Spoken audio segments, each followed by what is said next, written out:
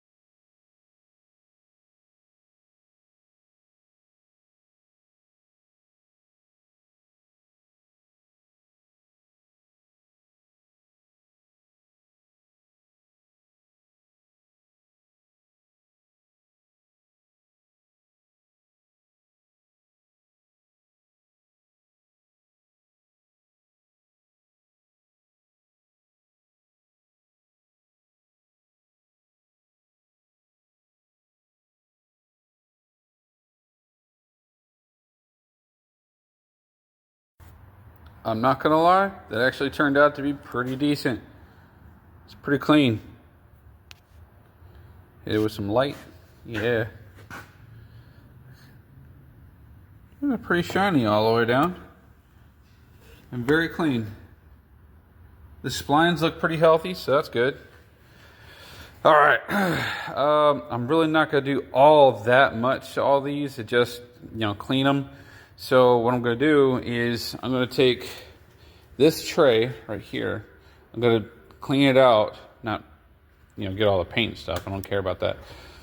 Get that oil out of there, and I'm gonna put some diesel fuel in here, and I'm gonna put these in there and the gears, clean them up. Actually, I could probably hit this with the wire wheel as well around the edge. Probably do that real quick to buzz it just a smidge. I did find that I did already buy the O-rings for this. I got one here. I think there was another one on the back side over here. And I think there was one on this side. It goes inside that groove. So that's good. I think I've got all the stuff for this rebuild, and I didn't realize I had it. So, but anyway, let me go ahead and get that thing all set up so I can start washing all these parts, and then I can just put it all back together. And then once this is back together, I can take this and throw it right back on the four-wheeler.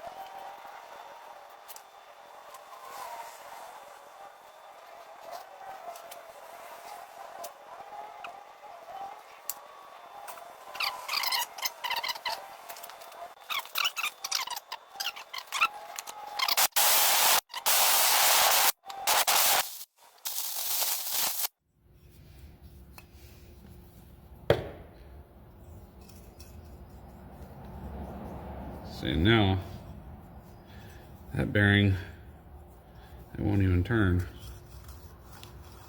Oh, barely.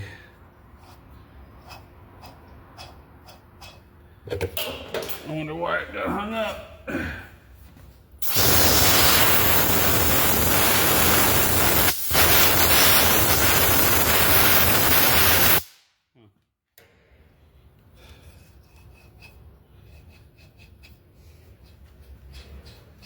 It's weird. I hit it with air, compressed air. See, now it moves free. But you blast air into it, and I'm expecting it to spin super free. But it's not even doing that. That's fine. That's fine. Let's move on to the next one. This one. Now, I'm not going to clean out all this in here. At least I don't think I should. Should I? There's a lot of grease in there.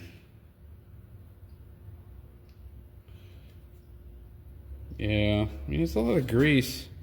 Do I want to get rid of it? Part of me says yes. Another part of me says no. But if I do, I gotta swig that out with gasoline and it'll melt all that grease out of there. And I can always put some new grease in there. You know what? Let me go ahead and do that. I can't hit this with diesel fuel. I don't think diesel fuel is going to have the same effect. Well, after a little bit of scrubbing and diesel fuel, no gasoline, just diesel fuel. A little bit in there. It's clean. Diesel fuel works just as well as gasoline does. Not bad. Not bad. And you probably wonder what this thing goes to. Well, it goes to the pinion. And these are straight cut gears. Interesting. All right, let me blow these things off, clean them, wipe it down, and then start the reassembly. All right, cool. All right, I've been working on these things for a little bit, and sometimes these bearings they tend to get kind of stuck, right? So I hit them with some of my loosey goosey.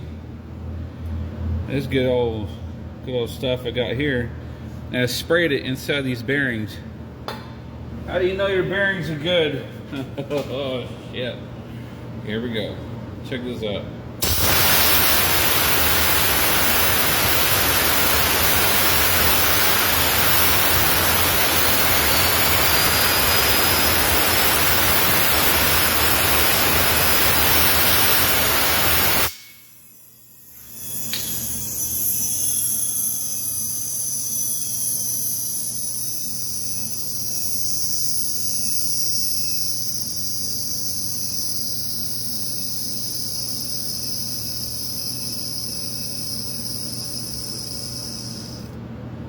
That's how you know.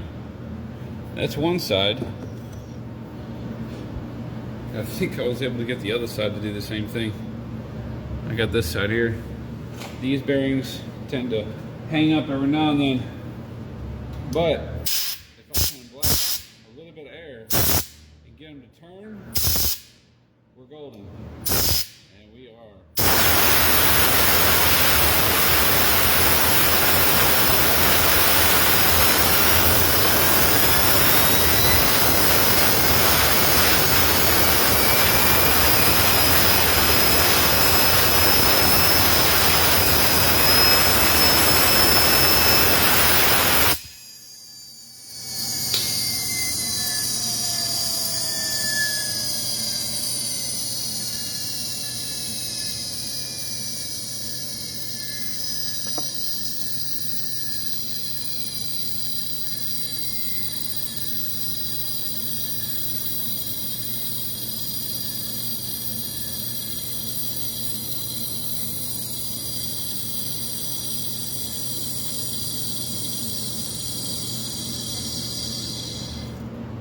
That's a good bearing. All the junk is now out of these, so it is now safe for reassembly. All right, so let's begin.